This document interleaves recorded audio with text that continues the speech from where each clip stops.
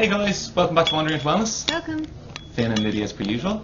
And today we have the lovely Holly White. Hi. Thanks for coming along. Thank you for having me. Deadly. So obviously we've known you for a little while through various things. Yes. But we got to know you a lot more lately.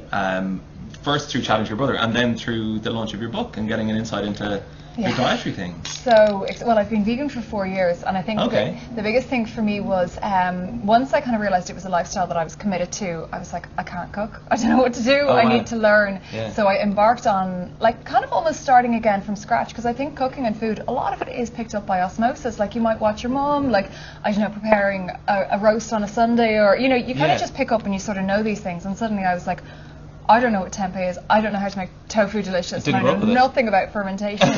So I did a 12-week raw food mastery course in Ireland, which I loved. And then I went over to London and I did training with the Wild Food Cafe. Okay. And then I'm actually just back from Los Angeles, where I did more training there in Plant Lab. And now I'm so passionate about vegan food. And that's Matthew Kenny, is it? That was it. Yeah. And to be honest, it actually just amazes me, because, like, here in Ireland, obviously I think the food scene is amazing, but sometimes you're sitting in these gorgeous restaurants, and I'm going, hang on a minute, how is it that I feel I can cook something much more satisfying, and I don't come from a chef's background? Isn't that interesting? Yeah, very much so. I think that's a big problem, actually. It's funny, I think both Lydia and myself have that thing when we go out to eat, trying to pick the thing that isn't you know, something you can do yourself is always a real challenge, because sometimes there's a comfort in that as well. Oh yeah, this guy, I love this. I'm like, but no, I just made that tomorrow. I know, and that's it exactly. And even it was strange yesterday, I was in a gorgeous restaurant at an event, and I was literally given a plate of vegetables, and the girl beside me, she was like, not still a plate of vegetables. Oh God. No, and she was like, I wouldn't even eat that. And that's why when it came to doing the book in particular, I was really conscious that on the cover I wanted it to be a burger on the cover, which is actually one of my favourite recipes, but also I think people have this preconception, probably from seeing someone beside them eating a plate of vegetables and going, oh God, I couldn't do that, I couldn't just eat vegetables. And I was like, no, this is a whole world of cuisine. And even in the Wild Food Cafe in London, what was amazing when I was training there was the chef was actually ex-Nobu, and they're saying now, like, in the UK, you're getting a lot of Michelin star chefs moving into veganism because they want to put their stamp on something. It's a whole new, uncharted, undeveloped area so of it's sort cuisine. Of like an ego project for them as well in this case. Absolutely, but also it's so exciting because I think at this stage, you know, in traditional cooking, like French cooking, like let's say how to cook a steak, I feel like that's probably been perfected, whereas with vegan food there's so much that we can explore. And there's still a lot, unfortunately, there's still a lot of places where you go, like a lot of the vegan food is good, but the vegan burger I think is a big problem. It's quite often really starchy and claggy. Claggy is your word, but it's definitely claggy. It really is claggy though. It's also very worthy. The other word, where you kind of get that feeling of like brown rice and brown sandwich kind of a vibe, and there's no coolness to it. There's no aspirational element where you're going, wow, this food looks damn beautiful, good. I wish I could make it, and tastes as good as a normal burger. It has to be unapologetic, and even like there's a few recipes that I really cared about, and one was the brownie, because I feel like I didn't turn vegan until I was 30, so I know, and obviously when you are a bit of a foodie, like I kind of know, like a dessert is a dessert. It's not a oh well, that's a healthy dessert. Like no one wants a healthy dessert. But simple things like the brownie, it had to stand on its own. It had to be delicious regardless of being vegan or not, because ultimately I think fundamentally people will eat food if it tastes absolutely delicious, and if you can do that in a way that happens to be vegan, amazing, because it starts this really nice momentum. But I do think that people have to hold themselves to a higher standard in terms of they can't think, oh, just because that's vegan or just because that's gluten-free, people, you know, will, it has to be delicious, and there's ways. It's not a sacrificial thing. Not in any way, shape or form, and I think that's like a stigma that's kind of around this type of food, that people just assume it's lettuce, and it's like, no, it's so tasty and it can be so satisfying. I think then there's this idea, especially around if you're a woman, that there's like a whole deprivation aspect to it, of like, I'm just eating salad. I know. I love salad. What was the Maggie Simpson? You can't make friends with salad. Exactly that, because it's just kind of, it's depressing. Like, I love food. Food is like a massive part of my day. I'm excited by it. I love cooking it. I love eating it. My friends love eating it. All our social events happen around us. That's exactly cooking food and bringing food together. And we all like to eat healthy, and we all have our own different specific things. Some people have allergies. Some people are vegetarian. Some people are vegan. Whatever. But we're not going like, oh yeah, let's just make a pile of really boring stuff. We love it. We want to be excited by our food, and we also want to be able to make our food look beautiful. I know. Well, tell us about the brownie recipe specifically? Oh, I love it. Is it a black bean brownie or is it avocado? No, there's no avocados. There's oats. Let me try. I'd actually almost have to open it up. Let's go. One of the things that I was conscious of with it was that I looked through a lot of recipes on YouTube, and I found that, say for example, if some of them were like, and this has a whole jar of cashew butter and things like that, they were too expensive, and that was people's key complaint. And I knew, like at a lot of my events and demonstrations, there are a lot of teenagers, and I was really conscious that everything had to be easily available and also reasonable to make. Yeah. Like sometimes in desserts, like medjool dates obviously are going to be so much better, but things like coconut oil have come down in price so much more. But yeah, in particular with the brownies, I was kind of conscious that I wanted them to be as reasonable as possible. I'm getting distracted by everything else. I'm actually salivating. Oh yay, this is great. I have a vegan pizza waiting for me over there. And this is perfect. Crunchy maca fudge looks amazing. Yeah, I'm into that. Delish. Where is the brownie? I feel like it's in dessert. Pecan brownies. There we go. 194. Pecans, I love. Yeah, and then there's like there's like a glaze on top, which you don't have to do, but I love when there's a bit of texture and things, so even just throwing like a handful of pecans over the top. Big time. Here we go. Things that are fully squidgy. As like there's something about you need to have I'm not going to name names, but I've had some fully squidgy things downstairs already. Put some fucking crunch, excuse my language, but like that's what taste is about. Yeah. So much of it is about texture, and for some reason, and again I think that comes back to the burger thing as well. Burger with that, just to homogenize, like it's been through a blender till absolutely. You can't recognize any food inside it anymore. It's not cool. No, I agree with you, because actually in here there's a recipe for a vegan shepherd's pie, and one of the things that I put in is walnuts. Now you crumble them with your hands, not too much, but what it gives is, and it's weird because my brother Jamie, who was on, he was like, that actually tastes like meat. And it's not that I want it to taste like meat, but you want to give people, as you said, not pulverized. But I remember he was like, that's really satisfying, because the thing is, a lot of people like ethically and morally get it, but from a very basic point of view, like they have tastes and cravings that need to be satisfied. And that was what he meant. It's not that he was sitting there going, oh, I wish this was made with meat. It was actually more he was like going, do you know what, that's really satisfying. That's ticking all the boxes. And it's also because a lot of food's based in, it's deeply rooted in our memories, isn't it? And things like shepherd's pie, there are childhood memories that our mums cooked for us, that we had in memories that are comfort. So for us, we want to be able to evoke those memories in the same way, and part of that is the eating of it, isn't it? Exactly. And so if it doesn't eat the same way, it's not going to evoke those memories. And I think those little things, and that was one of the key sort of takeaways that I got from Plant Lab, because they did so much on plating. Like obviously, you know, we can all get into like, you know, let's say make a brownie, but how do you plate it? And exactly as you were saying, you always had to have different elements. Everything had to have a sauce and a crunch and a variation in texture. And it, you know, they would always think of like, okay, portion wise, has that person got enough sauce? Is there enough crunch? And even if it was throwing, like, let's say some dehydrated buckwheat over it, or a little bit of granola, every single dessert had to tick those boxes. Something garnishing, And it's amazing, because I'm a big believer in never stop learning, but learn from the best that you possibly can. And that was something that I'd have always subconsciously said, there's something missing from this, but I don't know what it is, and now I get it. And so when you're cooking yourself at home now, do you find yourself with like a load of like dehydrated like crispy onions and a load of like freeze-dried blueberry powder? Like, do you have all those kind of garnishy bits around the place, or what do you do? I do, but I do it in an easier way. Like I think porridge is the perfect example, because I know, I was like, oh my god, I'm not as organised as that. No, and they sounded really good, and I was like, I need to do all of those. But you know, it's not even, it's more that it's just don't think that something is finished until it's on a plate. And I think porridge is brilliant, because everyone gets really creative with their porridge or their smoothie bowls.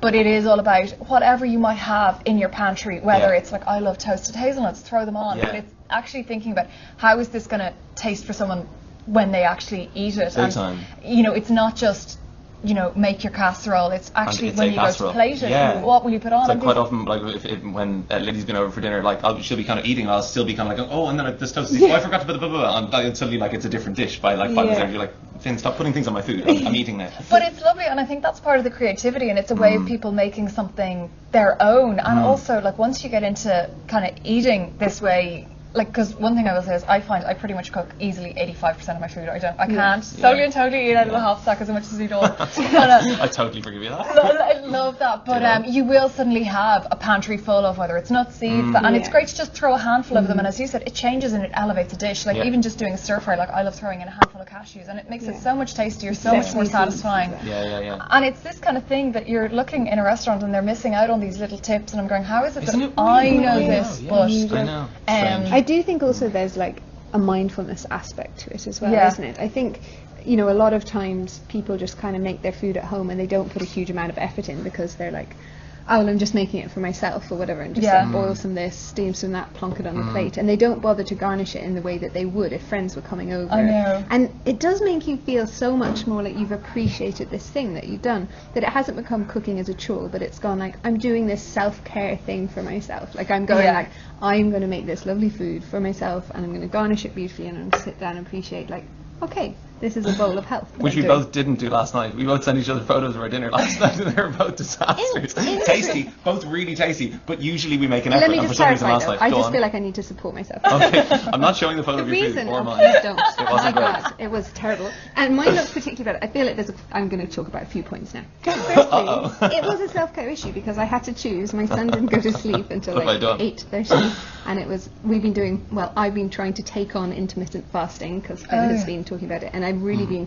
finding it good, and I've kind of got slightly addicted to it. But last night just didn't work out that way because I taught a bunch of workshops yesterday, didn't get home till really late, and I had the choice of either going down after putting my son to bed at 8 and eating food then, which was still too late, or having a bath, and I just really wanted to have a bath. So I was like, my body, like I work physically with my muscles, I'm teaching how many classes a week, I need to soak my muscles, like they need it. So it was like, okay, I'm going to have that half an hour bath, which is really important for myself, but then it means it's going to be 9 o'clock at night when I'm eating my food, which means I definitely am not going to fast the next day, and also it's 9 o'clock at night, which is just never great to be eating your food. So I thought I'll just cook a quick stir fry with some lovely noodles from the hot sack, which were brown rice and wakame. Yeah, yum. So yummy. Except I forgot that I'd bought tamari soy sauce and just put on a load of it, and it just spilt into my stir fry, which then turned black. So then I got these noodles with just a pile of black stuff.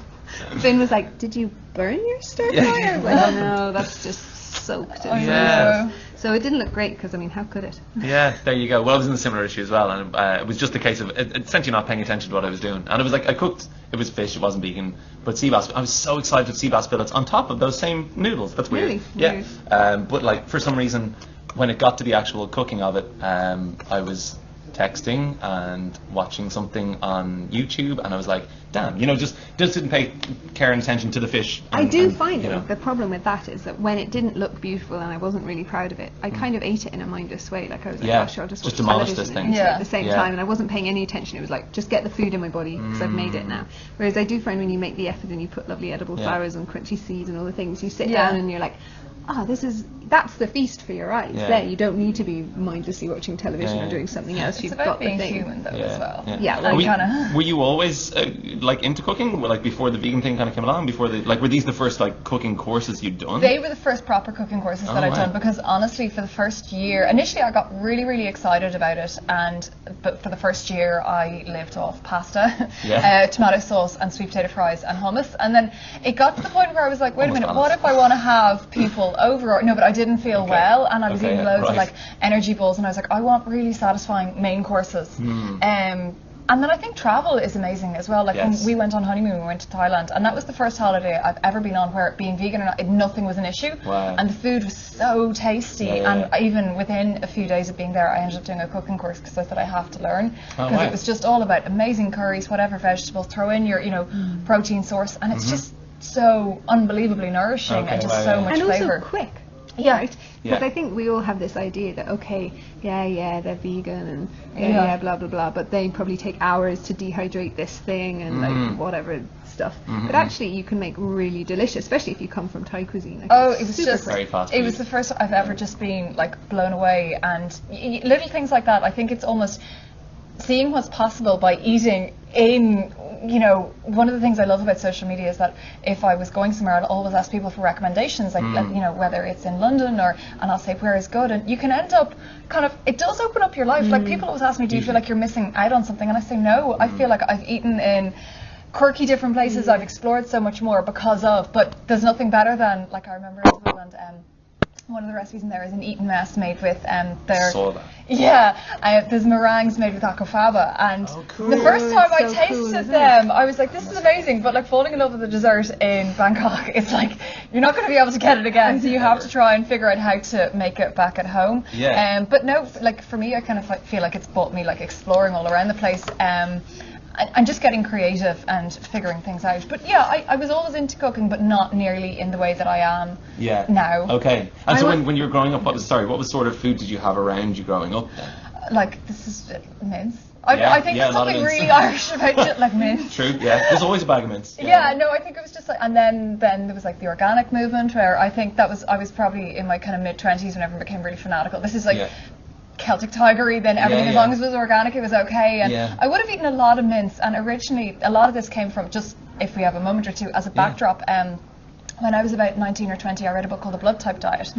Which when I first read it, I thought, this is fascinating, this feels, because I'd always felt like, you know, not 100% right, or just, and I'd always been interested in, I knew that there was a connection between what I ate and how I felt, and I remember I read this book and I was like, oh, maybe this has the answer, and it said as a blood type O that I should eliminate dairy, a lot of grain, and solely focus on kind of a lot of protein. You're the carnivore blood type. That was it, and the carnivore vegan blood type. I kind of roughly followed that for a while, and then what happened was, around when I turned 30, I watched a lot of documentaries, I made the connection, I was like, you know, this doesn't feel right, and one of the best things I ever did was I went to a kinesiologist, which I'm a big fan of. It's kind of like a muscle testing, and I was explaining to her, and I was like, you know, I'm watching these documentaries, but I read the Blood Type Diet book, and she turned to me and she goes, Holly, that book's about 30 years old. She said, follow your intuition. And just go with that. And she said, stop reading books, stop looking externally, and just go within and see what feels right for you. And I was like, actually, eating this kind of plant-based feels right, and she said do that,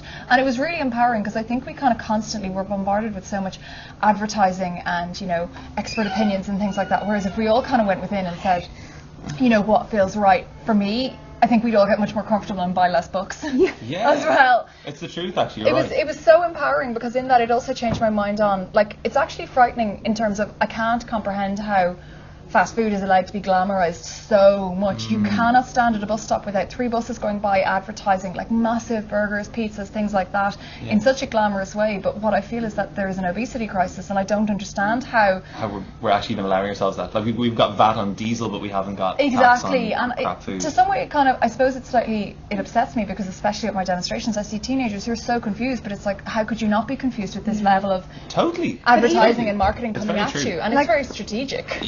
I work and teach yoga in lots of kind of office spaces, and a lot of them are advertising agencies. And every single day, they're just thinking about the glamorization of it. Every single day they have deliveries given to them by different companies who want to work with them or who are working in them, of a big box of the most glamorous donut company, and then the next day it's like ice creams, and then the next day it's Haribo, and like Halloween they had like each person got given a bucket this big full of jellies. Like, I'm not joking, like so many jellies I've never seen. Everything. Like a couple hundred people. 300 people. Jeez. And every day it's something, and it's all, you know, beautiful cakes, beautiful this, beautiful that. None of it's healthy, like 0% of it. And that's the kind of glamorous thing of it's like you're in the advertising world. You get to go to parties, you get all the free stuff, but it's not like free healthy stuff.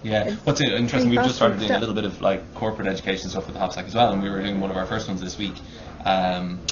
And the place we were in, which is a well-known Irish like institution, financial institution, God, I'm not naming it, but there was like, I was asking like, what sort of budget is there to allow us to maybe provide health food for, you know, for your staff? It was like, you know, more than 1,000 people, and they were saying, he was saying, oh well, you know, we get a fruit and veg basket out every Monday morning. I was like, oh, that's it, a fruit and veg basket per office every Monday morning, and that's kind of it, and kind of nothing else is really kind of thought of.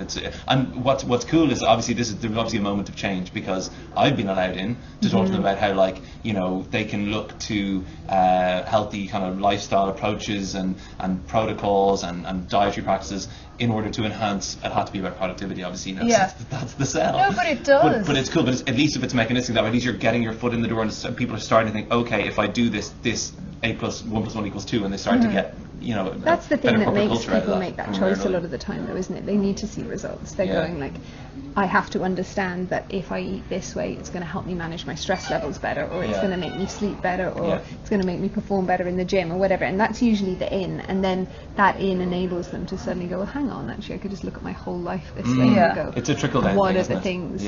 What was the first thing for you that kind of like, because I presume you didn't go just like nothing to vegan. There's probably other little kind of socially conscious things in your life. Like, I mean, your cosmetics routines. That's what I was about to. I was just, in terms of what you were saying, I think that, I suppose that conversation with that kinesiologist, her name is Rosalie, she works in the Dublin, it's very good, but I think one of the key things about that was it felt really empowering for me, because I'd watched a lot of documentaries, and I think, like, you can't, not be aware, obviously, that we have a crisis in terms of plastic, animal agriculture, and equally I feel like, we've kind of really, I think we can all feel a little bit powerless in terms of climate change, but what I found the biggest thing is that I felt it was really empowering kind of on a day-to-day basis for me to cut out meat and to actually know that it was having an impact, but equally from a conscious consumerism point of view, like, I'm really into beauty products and that's so important to me, but I now ask the questions such as, is the packaging recyclable? Are the ingredients ethically sourced? Is it sustainable?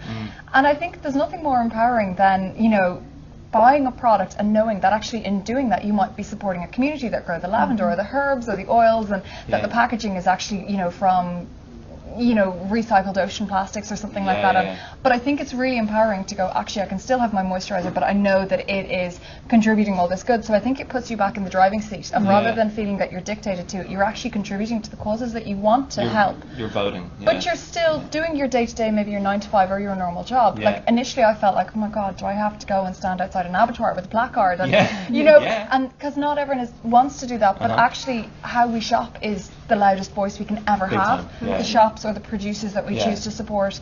And also I'm a huge believer in social media. I think everyone has a voice, everyone can have an influence, but to me I found it really empowering. Great, nice. That's nice because you often the story is told about social media is quite the opposite. There's disenfranchising for people, but I think you're right. There's a groundswell certainly when it comes to like the types of movements that you're a part of in terms of veganism, that they because they're a grassroots movement by necessity.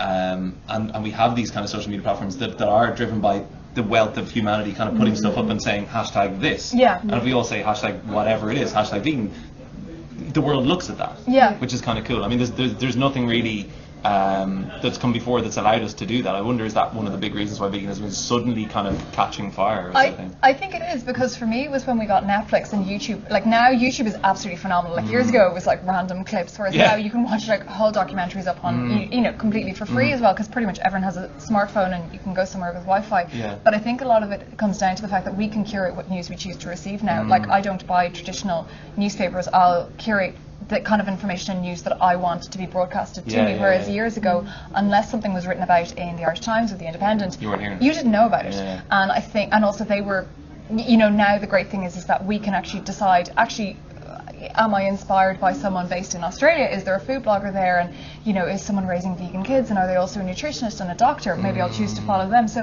we choose what news we want. And as a result, as you said, I think movements happen so much quicker now, even in terms of like years ago, you'd turn on the TV and you just kind of watch what was there. Whereas now you choose your channel. But also you choose what you want. You want to binge watch an entire series or, and with no ads. And I think it's great, and as a result, things can move much, much quicker. Isn't it amazing that in the advertising-based culture that we have, where we're so marketed to, that we have basically advertising-free television, which was the medium that we got marketed to up until 10 years. That was the main driver for advertising, wasn't it? I mean, like apart from bus stop signs and things in the papers. It's bizarre, to be honest with you. They haven't managed. I mean, we have 4 seconds ad, but you can skip them. How on earth that YouTube have managed to do that? Have managed to enforce that with all their advertising? I do not know. It's impressive. But in so many ways, I just think it's really, I think this whole movement, and even here, it's so exciting. And I came when this festival was in the Co-op. Oh, the Co-op, And for me, I'll never forget, once we got there, we couldn't get in because the queue was too long. We came back about 3 o'clock. And everyone was just standing behind their stalls, happy as can be, glowing, because all their produce had been completely sold out. Everything was just gone. And what I just feel is that if you're not opening up your eyes to this in any way, shape or form, or being aware of sustainability across whatever it is that you are selling, you're missing out on money, because it's not just some sort of, oh, look at those funny people over there. Actually, no, this is a massive industry. It's exciting, it's vibrant. And I remember when I saw that, because a lot of people, when they make their decisions with their food, it can feel really isolating, maybe within their immediate friends or their co-workers or their family. And when I saw that event completely sold out, I felt like I'm not crazy. This is exciting. If anything, I want to just jump in. And it also means that so many people who aren't vegan, who want to just come along and experience vegan food, because it's not that everyone has to be 100% vegan. Not it's at going all. you can go in and have a day going, let's just try all this stuff and get our minds open to some stuff, and maybe bring this bit in and disregard this bit, or listen to this talk and go, I'm not into that, but that one has some really interesting points, and just slowly begin to, like you're saying, curate the information that you want, and it's there now. I don't think anyone has to, obviously in my mind, I think going vegan is a decision only you can make for yourself, if it is that you want to. But what I will say is I don't think there's an excuse for people not to know what they're contributing to. Yeah. Because now on our phones, like things like the plastic straw movement moving so quickly, we can't pretend that we don't know. Like years ago, as I said, you turned on the TV, that was that you opened up the newspaper, whereas now whatever products we're buying, we can find out how is that being made, what are we supporting by buying that. And I think that we should all take some sort of responsibility for what we're choosing to spend our money on. Yeah, absolutely. Bang on. So that brings us neatly around to the name of your book, Vegan-ish. Go and tell me did you name it? Did you sit around a room full of people who No, it was a mix with the publishers. Like first of all, they said no to it 3 times, which I always say. And in a lot of ways, I'm really glad, because initially they were like, yeah, maybe, but the recipes aren't good enough. And every time they kept saying, go back, you need to learn more. And I have to say, you got pushed. Yeah, but that's what you should. You know, you should never have people who can't say, no, this needs to be better. And it was the first vegan cookbook that they've ever marketed as a vegan cookbook. And they said, this needs to be really, really good. If people, you know, everything needs to be tested thoroughly. And I have to say, I'm so proud of it. But the issue was literally that, again, not everyone wants to go vegan. Yeah. For some people, they want to do a meat-free Monday. Some people just want a great brownie recipe. I loved the idea that this is something that people can dip in and out of. Yeah. But equally, what a lot of people say is they like, God, it's really big. I wanted it to be comprehensive enough that if someone said, I'm going to buy one cookbook, I liked that there were things that initially you can dabble in, maybe the smoothies or the cookies or the easy recipes, but also then you can move into fermentation. Because I think once you start learning, like, we don't want to eat the same dinner every night. You need variety. So I hope it's a book that people can kind of grow with as well. You put a lot of recipes into it. Yeah, there's 100. I feel like is that more or less than usual? I feel like that's more than usual. It looks like more than usual. I don't actually. Yeah, I saw one recently that was out that had 50 recipes, and that felt like a normal cookbook. You were like, poor job. But the thing was, I wanted it to be like, this is the only book that it has, whether you're having friends over. I think too many are like, here's a desserts book and here's you're so right. And I didn't want that, because I feel like as a new author as well, you have to put your best foot forward. And I didn't want to be like, oh, you need the second book, because there is no second book. Really? That was one of my questions. Are you sure there's no second book? No, not at all. Okay, so for Susan Jane White, I spoke to her for years and years, like after each book, and I was like, now you're sure there is another? Now you're sure there's another? What are you going to do next? She's like, no, and then eventually surely one came. Oh no, well either way, like, you know, we have to see how this goes, and so far so good, but either way I wanted it to be the kind of book that if I looked at an entire calendar year, whether it was birthdays, whether it was, you know, office, you know, on the go lunches, whether it was easy snacks, that someone didn't say, oh, the book isn't meeting my needs. I wanted it to be as comprehensive as possible. One thing I wanted to ask you about is what I find. I have a 4-year-old, and a lot of my friends whose kids go to school, who are my son's age, they're vegan, or you know, they're moving towards vegan, and so a lot of the kids are vegan now, which is kind of interesting, and it's like just a whole different thing within the school generation. It really is.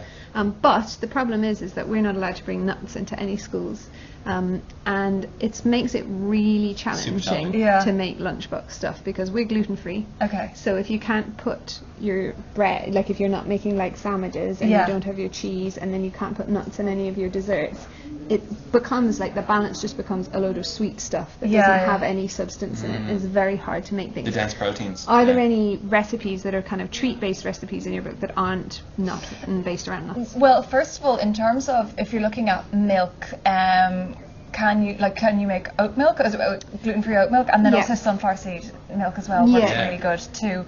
So at least I suppose you can substitute if there's any sort of call for a dairy-free milk within them as well. And then in terms of desserts, like coconut, is that okay? Yeah. There's a lot of coconut cream, dates, that kind of thing, and like cashews can easily be substituted. They are in a lot of recipes, but I say to people use just maybe desiccated coconut, because it has a similar enough kind of consistency in terms of whenever you blend it. And do you use nutritional yeast to that? Yes. Yeah. It's kind of like crack. It's just so, it kind of like magic flavour. Oh yeah, but one of my friends, she was making, there's a vegan meatballs recipe, and she was like, I don't have nutritional yeast, I'll just use normal. And I was like, no. You don't understand, it's not the same. That's a dangerous thing. No, completely different. But I just think, and it's those little things that you have to always just want to try and elevate your food, especially when you're serving it to people, because you can't have them go, oh, that's grand. It has to be like, oh my gosh, that's vegan and that's really delicious. And do you make vegan cheeses yourself? I do, but I don't make like the fermented ones at all. No, I'm not into that. But like I'd make a cashew cheese. Okay, and there's a recipe actually of that with like sweet potato fries. And you can do that with sunflower seeds as well. Yes. That's one that you can definitely do for ribbon. Yeah, sunflower seeds. So Natasha's Living Food, she did a great vegan cheese workshop in the shop. couple of months ago, and one of the sunflower seed, a fresh sunflower seed cheese was divine, like really good. And does it have, what kind of a texture is it? Like a cream cheese? Yeah, like a goat's cheesy, cream cheesy thing. Yeah. It comes down to your processor though, and that is the one thing. Actually, that's a great point, yeah. Because I've done some demonstrations where they have like, you know, a random sort of a... Or no, not Uber. And whereas I have like a Vitamix, but even a NutriBullet is really good, but I know some people, like in terms of kitchen equipment, if there's one thing, if you're going to be doing this regularly, especially if you're making like a lot of cheesecakes or energy bowls or things like that, like a really good processor like a Magimix makes a huge difference. They can be really expensive, but as I said, I would cook 85% of my food alone. I really don't buy that much out. Like I rarely buy things like juices because I have a good juicer. Like I think you do get it back, but I remember like when we bought our Magimix, my husband was like, you can't spring things like this on me. Like he was just, he was shocked that, no, it is, but a lot of them, again, check the guarantee, but like a Vitamix, they are really expensive, but they come with a 7-year warranty. And seriously. The jug on mine, after 4 years, they replaced it. So I do think if you have a really good processor, you'll get that lovely silky texture. But if you don't, like, because some people, like, they'll put spinach in a smoothie and they're like, this is disgusting. If you've a good blender, it'll liquefy completely. So. And a lot of them are available second-hand. Because a lot of people, unfortunately, go into this thing, buy their Green Star, Angel Juicers, their Vitamix, Thermomix, whatever, and then, like, you know, 6 months later, or even 3 years later, it's sitting in the cupboard gathering dust. And so if you go on to, like, eBay and Done Deal, you'll actually find a lot of these things where maybe you can't afford them to shops. You can still get hold of an amazing juicer for And if they're still under warranty as well. Absolutely, with a lot of those they are. That's the biggest worry for me as well. And even places like Kildare Village, they have an outlet. And Black Friday is the one thing, because a lot of these things, they don't go into sale. But I always say to people, you know, unfortunately, you can't make like a lot of nut milks and things like that and have them be really silky smooth unless you have. Exactly. But it's one of the few things you're going to investments that you are going to be making, and you're not going to be buying expensive food. Yeah, it's the truth. And I mean, like, nut milks they aren't cheap, that's for sure, and you buy them in the shops. Unfortunately. And I think it's nice it's a thing that you can get your kids involved in, isn't it? Absolutely. You know, and they love that. They love that thing of feeling like they're able to see the product and go, wow, I just made that. That's what makes all the difference. And the machines about it. They love the machines. Boys, obviously, Ruben's all about just like, can I press the button on this? Can I stop this? Can I use this? He makes his own juices, like in the juicer. But also the bacterial load of vegan food, because you're not dealing with, say, for example, like raw lamb or anything like that. A lot of the food you can taste it as you go. Which, you know, say for example, things like chickpeas or pulses, they're already cooked anyway. And that's what, you know, so it's great, especially with kids. And equally, I think people can make the food themselves. Like I always say, things like spice, they're so, like, some people hate spice, some people don't like it at all, but you can kind of curate and make it personal. But I think that's exactly as you were saying with kids, the idea of if they can taste something as they go, at least with this, you know that it's nice for them to build their palate, because then you can go like, what do you think? Do you think we need more salt? Do we think, you know, and they really do go like, well, my son does. Actually. But they're opting in. They're getting involved in it, and then they're proud to share it as well.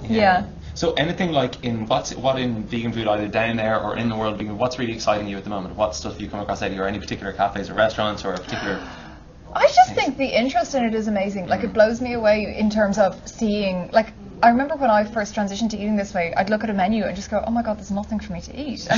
But I kept thinking, like, what if I had an allergy? What if I couldn't eat eggs? What if I couldn't eat dairy? And I really feel for, like, I think that's a really hard place to be in, because as you said, you want to be out with your friends, you want to be enjoying a nice meal, but if there's literally nothing for you to eat, that's, you know, it's sad, because you feel like you're not in any way being listened to. To me, the most exciting thing is that across the board, it's a word that people are open to, and all I say is, as much as, you know, people can have their meat and dairy, why shouldn't there be an option? And I'm just delighted that there's an option, and a place like here is just so full and busy. Isn't it? Absolutely thronged. We're going to go down there and like have a little mooch around in a second. What's your top vegan place to eat in Dublin? Oh, like, you can't go wrong with Soba food. It's just, Bart is just incredible. I went there when he was in Portobello in just like a tiny little, I think, like, even just, it was just like a one room, and then he moved, then he had a pop-up in Happy Foods, and now I'm so thrilled for him in terms of seeing, and just, he never ever wavered his standards, and I think it's, the food he creates is sublime, and I love the fact that I've seen weddings in there, I've seen dinners, and it's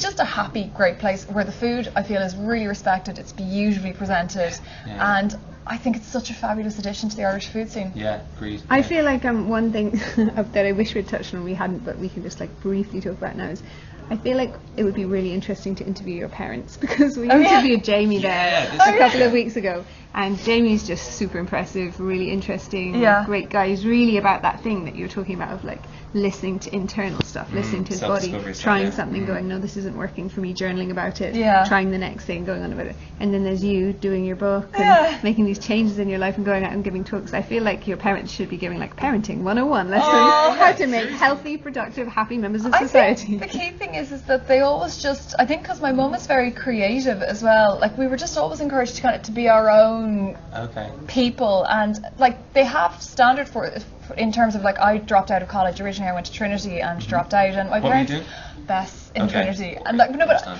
I just didn't. It's not for everyone. No, but no, I agree. I just didn't. Honestly, I didn't have a clue. I went to boarding school. I had no idea, and I think I just kind of thought Trinity would be great to be in the middle of town, and I did well enough in my leaving cert to get in, but I didn't have a clue about myself or what I wanted to do. And what I did love about my parents is they said take a year off and get out into the world and experience. And I started doing extra work on like Fair City and things like that, and that got me into broadcast. And then I was doing a dress designing course in the Grafton Academy, which I loved. But it started me kind of experiencing things in the real world. But they said, but you have to get a degree, you have to get a qualification in whatever it is that you're going to do. And I think that I really appreciated that now, and I went over eventually and I studied fashion journalism in London, but in particular when it came to moving into food, I was very conscious that if I'm sharing stuff, I need to learn. So that's why I committed to the courses, and I'm a big believer in, of course, play around at home, but never stop learning from people who are 10, 15, 20 years down the line. And you know, events like this are amazing because there's demonstrations, there's talks, never stop reading, whatever age you're at. And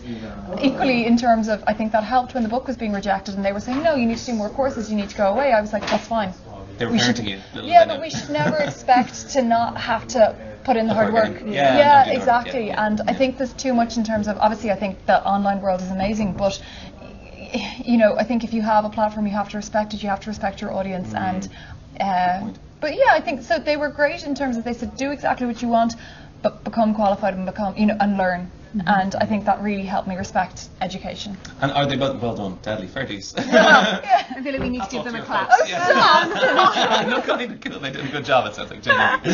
And it's nice because you can see where they've influenced you as well. That's really nice to be able to appreciate that, to be honest with you, because a lot of people, I think, go through a lot of their lives not really knowing what their parents have done for them, if anything, you know? Yeah. So that's kind of cool. And as a parent myself, it's kind of what you hope. Yeah, your kids are going to say about you one day when someone goes, no, but what about your mum? But at the time it drove me mad because I couldn't understand. I was like, if you're a photographer, you just take photos. If you're a journalist, you just write. And I can now understand, because obviously journalism has changed so much, like now online, on social, things like that. But what I do appreciate is that like I'd know how to reference things, or, you know, the 3 years that I studied my course, it was really long. But I did learn, and I think it did make me a better writer. But I kept just thinking, like, if you're a cook, why don't you just cook? And it's like, no, but you can accelerate your learning by being open to it. So that was the key thing, I suppose, that I got from them, is just being open to learning rather than just assuming, sure, you just take photos, because you don't. Yeah. You know, and holding yourself accountable to a certain level of standard as well, isn't it? Just be the best that you can. That's it. Yeah. Definitely. Nice. That's a good way to finish that. Thanks so much for coming on. Thank you for having me. That was a treat. It was a really nice chat, and it's a really great book. It is in our shop, The Hopsack. It's all over online. It's in lots of great bookstores. It's in Dubray. It's in Eason's, all that crap. But go and look it up, because genuinely it is like actually a one-stop shop. I'm genuinely really impressed. I sort of feel like you could have been so much more greedy and kept half the recipes. I said book 2 is on the way. I know, no, it doesn't work that way. No, I know, apparently not. Fair dues to you. No. That's a good level of commitment. So Holly, thank you so much for coming on. Thank you for having me. And I hope to see you again. And best of luck. You're talking downstairs? At 4, yeah. At 4, okay. We've got loads of time. And you guys, obviously, thank you very much for watching or listening. And I hope you can like and subscribe and post your comments. And we'll get them to Holly through social media. You can find her on hollywhite.ie. Yes. You find her through Holly White, obviously, Instagram, etc. Are you Twitter? Do you use Twitter much? I tweet. You tweet? Yeah. Tweet? Okay. I retweet more than I tweet. Yeah, ditto. And it's become that thing, hasn't it? Anyway. But anyway, cool. And we look forward to seeing where you go from here. Very interested to see. And we're going to go and ask your folks what you're going to do next. Yeah. We'll do the whole White family. Yeah. The trilogy. Yeah, cool. That's exciting. Amazing. That's really exciting. We should do the parents of all the people that we've interviewed. There's our next step. There okay, we go. great. Anyway, thank you. Thank you. Cheers. Thank you Bye, so much, guys. everyone. Thank you.